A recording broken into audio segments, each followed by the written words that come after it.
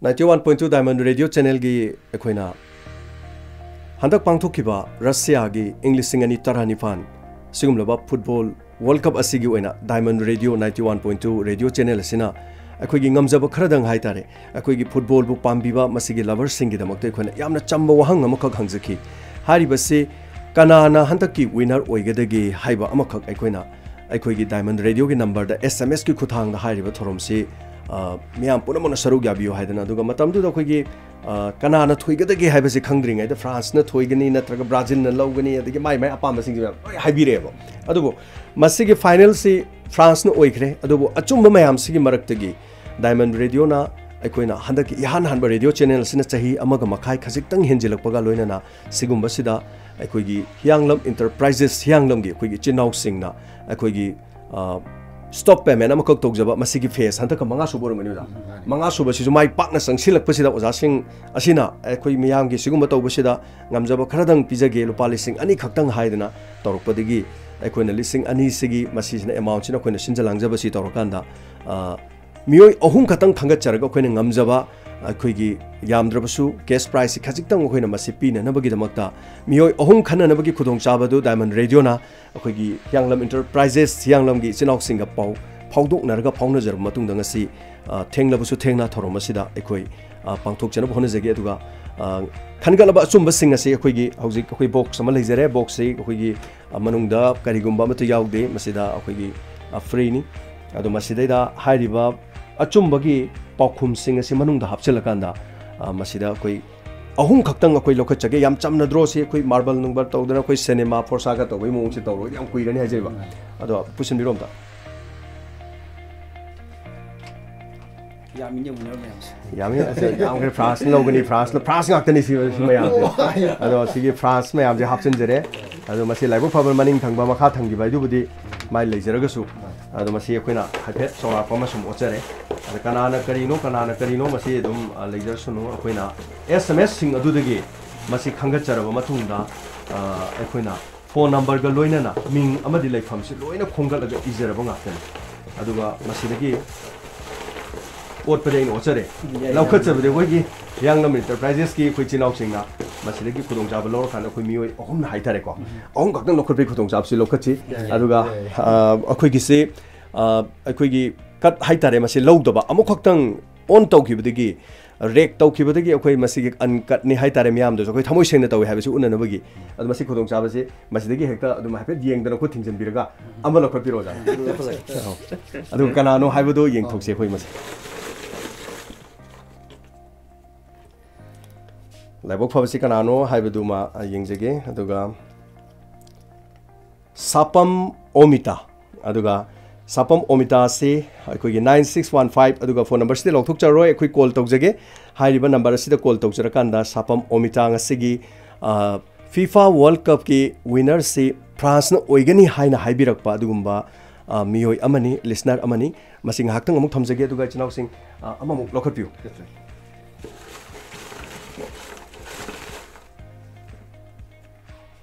thagachari Laisram Sibadatta aduga masi sungasigi laibo fabo oire aduga yam nungaijai masigi damakta aduga isina amatang ahum subasim tanga lokachin mayam di yam kre aduga laibo fabasi mayam ji manungda lokhato somna tangi ahum khaktani isona tamamba aduga handaki world cup yengobogi haitare aduga yam yam pesa budi nate adugo ekoina masi pungning thogar poina tawjabani aduga Laisram Bimol Samram aduga Laisram Bimol Samram degi hairiba masigi oire isna mayam ko bam tar khugina se akoige thagachari akoige hairiba ngasigi thorom sigi keno si sigum khodong chabam khak leire adu marak sida akoigi pangthok liba hianglam enterprises hianglam na pangthok pasi maram da akoigi akoi hujuk diamond radio da su hariba thorom si miyam da sandok chakba akoigi thorom oigadori bani aduga YouTube ki khuthang da diamond radio ki channel da su amase haribse live oina hariba si yengba yana na bagi khudong chabadu legadoribani adu khajiktan haibiu khoigi mayam da su sak khangbo ina aduga yanglam enterprises na pangthokpase masida karigumba miyam haibini bo haitan tang thambiu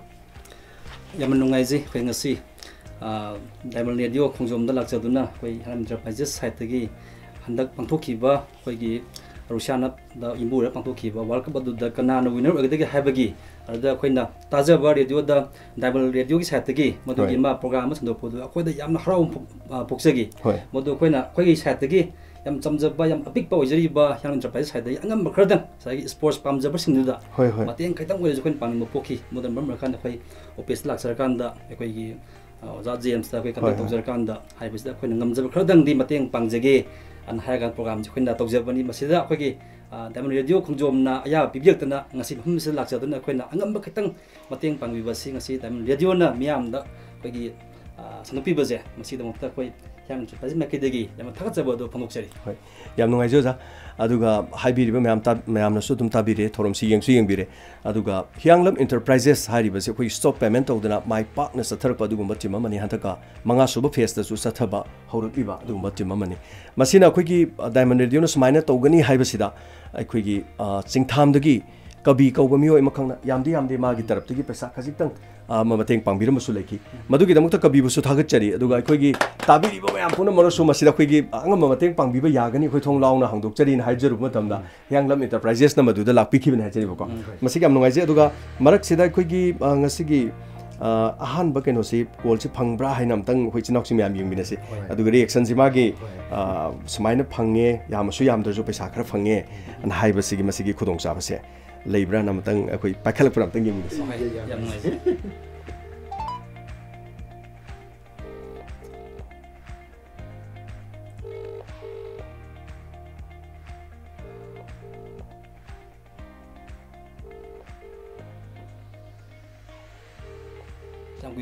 Young could buy the Edo. Tabaksa Topogumba, Message Diamond Negi, Tobadum Bacolam, Kangnia, quick calls, Yam Panganaba, a quickie Chinoxina, Colsi, a top number Kang the Bagira, Maduma, and Tobidre, Adubo, Amukudum Chabamo Yangzage, the Masigi Colsi, Quickie Maggie, Matam Jibodi and Zarges, the packet per packet of rice. Aduga. Paibiraktre aduga khoi tawjariba number call se sapam omita tani khoi tawjariba se aduga sapam gi omita se nattaba khoi gi mathangi laisram bimol samram hariba miyo yasida mo khoi call tawjage aduga paikhalak tabra mafam sida mahak thabak chinbagi oram basai maramdi mahak phawe di khangdabani na khoi call ka su ngaira leram ban natia jariba adubu anyway maje paikhalak te haiba se khoi Diamond Radio na Sinjaba Thorom the Hyanglam Enterprises Hyanglamna Kajikang Sel Gimana Mating Pambidana Sumba increase to biba Sigumba Sida Coach Packer from the Yangse Laisram Bimol Samram.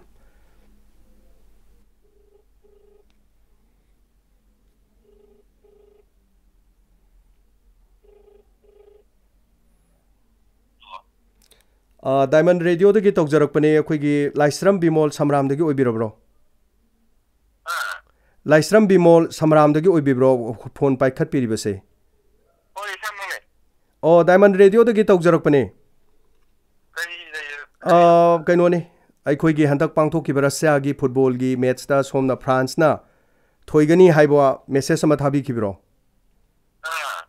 Adu Quigi Kangatsa Manadi Amdi Adu Somse. Quigi Taraptagi, Sel Gimana, Kazitang Pizabatare, Quigi Drodung a sit Oze, Hariba Torom say YouTube to so Domni Yang, Wapang Bigani 91.2 Diamond Radio with the call. Yam no Isaiah Kari Pobi Baget Hamoida, Mayam Sulu Intari, Edu Kari Pobi Bages, Mina, Kangodana, Sigum Basida, Isa winner or a Pase. Kari Pobi Bagam Tamam the Tambu.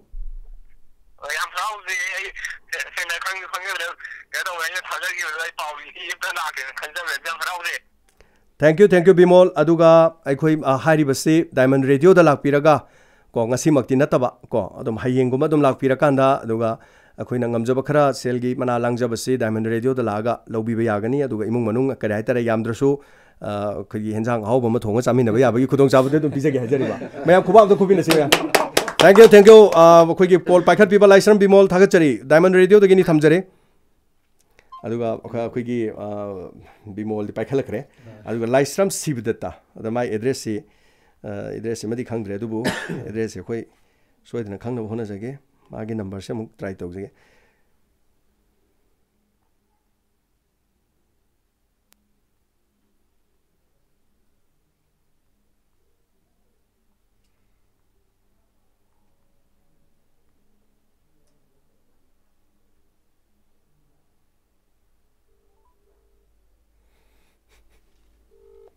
ꯐꯣꯟꯗꯤ ꯆꯠꯂꯦ ꯑꯗꯨꯕꯨ ꯄꯥꯏꯔꯛꯄ꯭ꯔꯥ ꯍꯥꯏꯁꯦ ꯃꯥ ꯌꯦꯡꯃꯤꯟꯅꯁꯦ ꯉꯁꯤꯒꯤ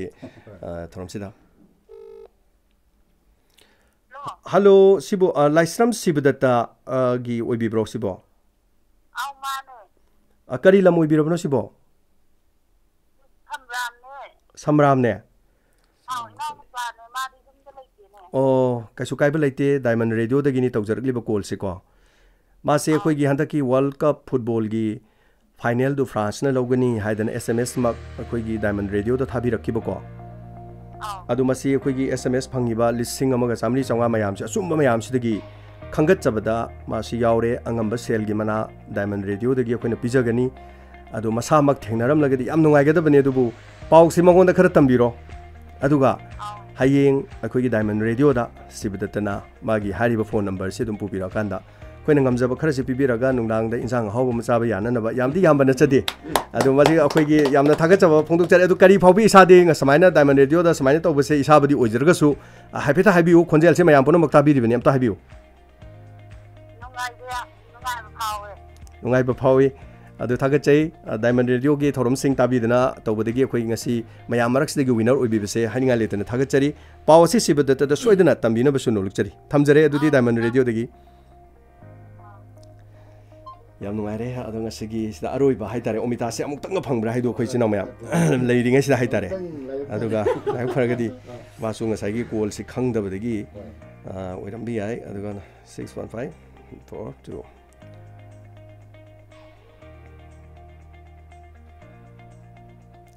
ꯉꯁꯤꯒꯤꯁꯤ ꯁꯝꯔꯥꯝꯗꯒꯤ ꯑꯅꯤ ꯑꯣꯏꯔꯝꯃꯦ ꯑꯗꯨꯒ ꯁꯥꯐꯝ ꯑꯣꯃꯤꯇꯥꯁꯤ ꯌꯨꯝꯅꯥꯛꯄꯨꯗꯤ ꯁꯥꯐꯝꯅꯤ ꯑꯗꯨꯕꯨ ꯑꯦꯗ꯭ꯔꯦꯁꯁꯤ ꯀꯔꯤ ꯑꯣꯏꯒꯗꯒꯦ ꯍꯥꯏꯕꯁꯤ ꯃꯁꯤ ꯑꯃꯨꯛꯇꯪ ꯌꯦꯡꯃꯤꯟꯅꯁꯤ ꯃꯁꯤ ꯑꯩꯈꯣꯏꯒꯤ ꯁꯥꯄꯝ ꯑꯣꯃꯤꯇꯥꯅ ꯑꯩꯈꯣꯏꯒꯤ ꯗꯥꯏꯃꯟ ꯔꯦꯗꯤꯑꯣꯗ SMS ꯀꯛ ꯊꯥꯕꯤꯈꯤꯕ ꯑꯗꯨ ꯁꯥꯄꯝ ꯑꯣꯃꯤꯇꯥꯒꯤ ꯏꯃꯨꯡ ꯃꯅꯨꯡ ꯑꯣꯏꯕꯤꯔꯕ꯭ꯔꯥ ꯁꯥꯄꯝ ꯑꯣꯃꯤꯇꯥꯁꯤ ꯁꯥꯄꯝꯗꯒꯤꯔ ꯃꯥ ꯑꯦꯗ꯭ꯔꯦꯁꯁꯤ ꯀꯔꯥꯏꯋꯥꯏꯗꯒꯤꯅꯣ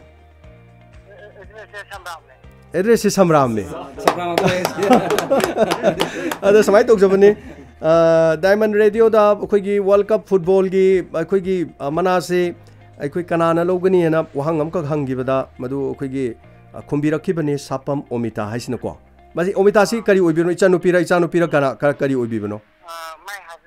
ꯑꯣ ꯍꯣꯏ ꯑꯩꯈꯣꯏꯒꯤ ꯌꯥꯝ ꯅꯨꯡꯉꯥꯏꯖꯔꯦ ꯑꯗꯣ ꯃꯁꯥꯃꯛꯇꯤ ꯂꯩꯕꯤꯗꯕ꯭ꯔꯥ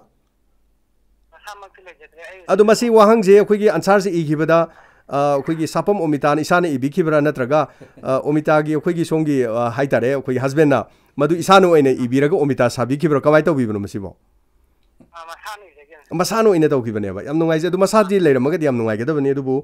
ꯌꯥꯝꯕ ꯁꯦꯟꯐꯝ ꯑꯃꯗꯤ ꯅꯠꯇꯦ ꯍꯤꯌꯥꯡꯂꯝ ꯏꯟꯇꯔꯄ꯭ꯔꯥꯏꯖꯦꯁ ꯍꯤꯌꯥꯡꯂꯝ ꯑꯩꯈꯣꯏꯒꯤ ꯏꯆꯤꯟ ꯏꯅꯥꯎꯁꯤꯡꯁꯤꯅ ꯄꯨꯊꯣꯛꯄꯤꯕꯅꯤ ꯑꯗꯨꯒ ꯃꯅꯥ 3ꯈꯛ ꯂꯧꯈꯠꯆꯕꯅꯤ ꯑꯩꯈꯣꯏ ꯃꯤ ꯑꯃꯈꯛꯇꯗ ꯄꯤꯖꯗ꯭ꯔꯦ ꯃꯤ 3-4 ꯊꯣꯛꯅ ꯄꯤꯖꯔꯦ ꯑꯗꯨꯅ